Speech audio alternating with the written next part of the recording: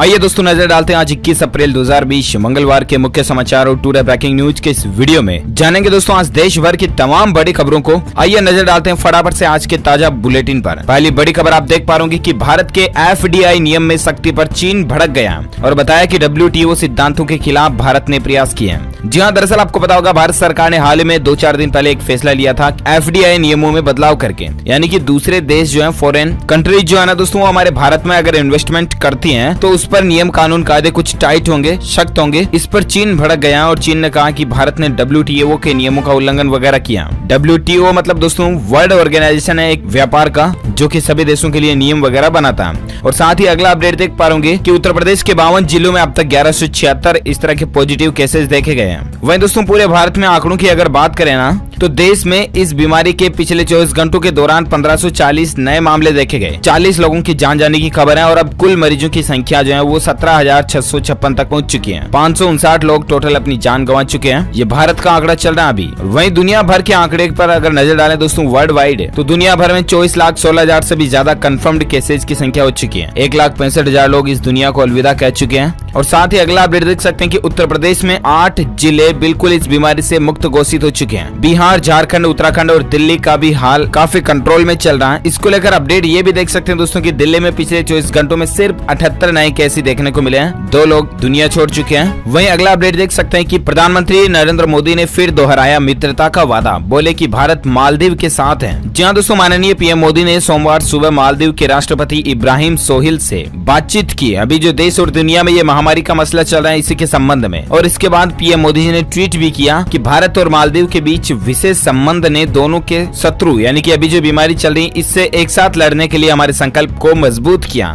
और उन्होंने कहा कि भारत इस चुनौतीपूर्ण समय में अपने करीबी समुद्री पड़ोसी देश और दोस्त के साथ खड़ा है। तो ये भारत के और मालदीव के बीच रिश्ते काफी अच्छे बन रहे हैं। और साथ ही अगला अपडेट देख सकते हैं कि लॉकडाउन से मजदूरों को राहत मिलने जा रही है। योग्यता के मुताबिक आज से ही काम मिलना शुरू हो जाएगा, लेकिन एक शर्त पर कि बस अपने राज्य जाने की अनुमति नहीं होगी। जी हाँ, आपको बता दें दोस्तों लॉकडाउन में फंसे मजदूरों को सरकार ने बड़ी राहत देते हुए कहा कि वे जहाँ भी है ना वहाँ मजदूरी कर सकते हैं। हालांकि उन्हें अपने गृह राज्य जाने या फिर किसी अन्य राज्य में मूवमेंट करने की इजाजत नहीं होगी। केंद्र सरकार की ओर से संडे को इस तरह का आदेश जारी कर दिया है ताकि मजदूर जहाँ भी हैं वहाँ पर अपनी रोजी रोटी कमा सके। और साथ ही अगला अपडेट देख पा रहे कि खेत में किसानों ने लिखा PM मोदी का नाम। केंद्रीय मंत्री शेखावत ने इसको लेकर एक तस्वीर शेयर की और ये तस्वीर आप देख भी सकते हैं दोस्तों। किसानों का PM मोदी के प्रति प्यार देखिए। लोग बाग फसल काट रहे हैं ना, उस फसल की कटिंग के डिजाइन के द्वारा प्रधानमंत्री जी का नाम लिखा हुआ है। यहाँ पर आप देख सकते हैं। इस तस्वीर को गजेंद्र सिंह शेखावत जी ने शेयर किया और लिखा कि देश के अन्नदाताओं द्वारा PM मोदी जी के प्रति अगाध सम्मान और स्नेह को प्रतिबंधित करते हुए ये तस्वीर है। और साथ ही अगला अपडेट देख सकते हैं। आखिर दोस्तों अमेजॉन, फ्लिपकार्ट, ई-कॉमर्स कंपनियां शुरू तो हो चुकी हैं, लेकिन ये कंपनियां मोबाइल, टीवी, लैपटॉप वगैरह नहीं ऑर्डर करवा सकती, अपने ग्राहकों को सेल नहीं कर सकती ये, ठीक है। अब ऐसे में दोस्तों आखिर ये कंपनियां अभी क्या क्या सामान बेच सकती हैं, तो सरकार ने इसको लेकर एक नया आदेश जारी किया और अभी इन कंपनियों को सिर्फ फल, सब्जियां, ग्रोसरी आइटम्स, खाने पीने की चीजें, रोजमर्रा में जो काम आने वाली चीजें उन्हीं को बेचने की इजाजत है। चलिए साथ ही अगला अपडेट देख सकते हैं दोस्तों। हाई कोर्ट से विजय माल्या को लगा झटका,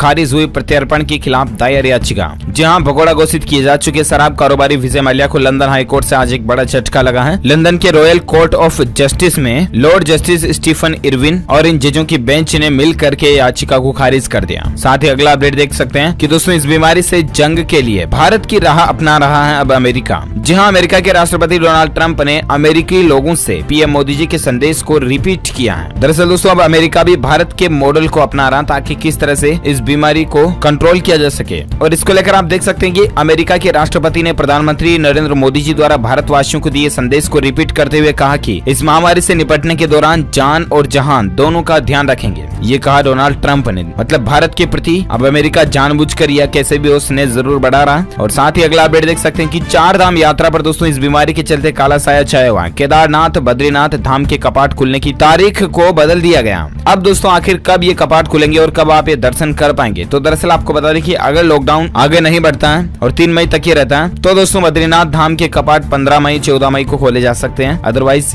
ये तारीख भी और बढ़ा दी जाएगी। साथ ही एक अपडेट ये भी आ रहा दोस्तों की अयोध्या में लॉकडाउन खुलते ही राम मंदिर का निर्माण शुरू हो जाएगा। ट्रस्ट को मिले जन्मभूमि परिसर के दस्तावेज। जी हाँ, उत्तर प्रदेश के अयोध्या में विवादित भूमि के साथ राम जन्मभूमि अधिग्रहित परिसर पर मालिकाना हक के लिए मंडल आयुक्त ने राम जन्मभूमि तीर्थ क्षेत्र ट्रस्ट को दस्तावेज वगैरह सौंप दिए। और दोस्तों जैसे लॉकडाउन हटता है राम मंदिर का निर्माण भी वापस शुरू हो जाएगा। ये अच्छी बात है राम भक्तों के लिए। और साथ ही अगला अपडेट देख पा रहे कि 3 राज्यों में राहत नहीं है। तेलंगाना में लॉकडाउन को 7 मई तक बढ़ा दिया गया। पंजाब और दिल्ली में भी फिलहाल कोई छूट नहीं मिली। जी हाँ, तो दरअसल बात कुछ यूं है कि आपको पता होगा कई राज्यों में 20 अप्रैल के बाद से कुछ चीजों में छूट दी गई, राइट। लेकिन पंजाब, दिल्ली और तेलंगाना 3 ऐसे राज्य है ना जहाँ पर किसी भी तरह की ढील नहीं दी गई है। क्योंकि एक तो कारण ये दोस्तों की यहाँ पर मामले बहुत ज्यादा बढ़ रहे हैं और इसके अलावा भी तेलंगाना सरकार ने तो ये भी फैसला ले लिया कि लॉकडाउन को 7 मई तक बढ़ा दिया, जबकि पीएम मोदी गवर्नमेंट की तरफ से ऑफिशियली 3 मई तक लॉकडाउन का ऐलान है। लेकिन पर्टिकुलर तेलंगाना राज्य में यहाँ के मुख्यमंत्री चंद्रशेखर राव ने लॉकडाउन को 7 मई तक बढ़ाने का प्रस्ताव रखा है, जिसे मंत्रिमंडल ने पास भी कर दिया। तो अब कुल मिलाकर के तेलंगाना में लॉकडाउन 7 मई तक लागू रहेगा। और साथ ही अगला अपडेट देख सकते हैं कि आईसीआईसीआई बैंक ने अपने ग्राहकों को तोहफा दिया, शुरू की नई सर्विस जिसके जरिए दोस्तों बिना फोन को छुए बोल करके आप बैंक से जुड़े सारे काम कर पाएंगे। जी हाँ, तो दरअसल आपको बता दें दोस्तों आईसीआईसीआई बैंक ने आज एक नई सर्विस शुरू की है अपने ग्राहकों के लिए, जो अभी तक शायद कोई भी और बैंक नहीं दे रहा। इस फैसिलिटी के जरिए आप अपने फोन को बिना छुए ही सिर्फ बोल करके बैंकिंग ट्रांजैक्शन कर पाएंगे। और इसके लिए दोस्तों आईसीआईसीआई बैंक ने अपने आर्टिफिशियल इंटेलिजेंट यानी कि एआई से संचालित मल्टी चैनल चैटबॉट को, जिसका नाम है आईपीएल, इसको दुनिया के 2 सबसे लोकप्रिय वॉइस असिस्टेंट एप्लीकेशन आपको पता होगा अमेजॉन एलेक्सा और गूगल असिस्टेंट, इन दोनों के साथ में लिंक कर दिया यानी कि जोड़ दिया। और अब आईसीआईसीआई बैंक के ग्राहक इस ऐप के जरिए सिर्फ वॉइस कमांड के जरिए अपने काफी हद तक के बैंकिंग काम निपटा पाएंगे। अच्छी बात है। और साथ ही फिलहाल अगली खबर देख सकते हैं दोस्तों की इस बीमारी को मात देने के लिए दुनिया भर में 600 से ज्यादा क्लिनिकल स्टडी चल रही है। जी हाँ, US national library of medicine और विश्व स्वास्थ्य संगठन यानी WHO के डेटा के आधार पर दोस्तों अलग अलग देशों की सरकारें और वैज्ञानिक मिलकर टोटल 600 से भी ज्यादा क्लिनिकल स्टडीज के आधार पर ये रिपोर्ट तैयार की गई। और इसके अनुसार जो डेटा निकल कर आ रहे दोस्तों उसके अनुसार दुनिया भर में 600 से ज्यादा अलग अलग जगहों पर वैज्ञानिक मिल करके इस बीमारी की वायरस की दवाई बनाने में जुटे हुए हैं। अच्छी बात है। और इस बीच आप ये भी देख सकते हैं खबर दोस्तों की इजराइल के वैज्ञानिकों ने इस बीमारी के लिए वैक्सीन यानी कि टीके को पेटेंट हासिल कर लिया। तो दरअसल दोस्तों चीन से निकलकर दुनिया के कई देशों में फैली घातक महामारी से जहां एक तरफ कई देश जूझ रहे हैं, वही दोस्तों इजराइल के वैज्ञानिकों ने इस वायरस के ग्रुप के संक्रमण होने से जो बीमारी उत्पन्न होती है उसके इलाज के लिए एक वैक्सीन तैयार करके उसका पेटेंट भी प्राप्त कर लिया। अब इस टीके की क्या क्या खासियत होंगी, इसके अलावा दोस्तों WHO कब तक इसे कॉमर्शियली पर्पज से मार्केट में लॉन्च करता है, ये वाकई में मानव जाति के लिए बहुत ही फायदेमंद दवाई साबित हो सकती है।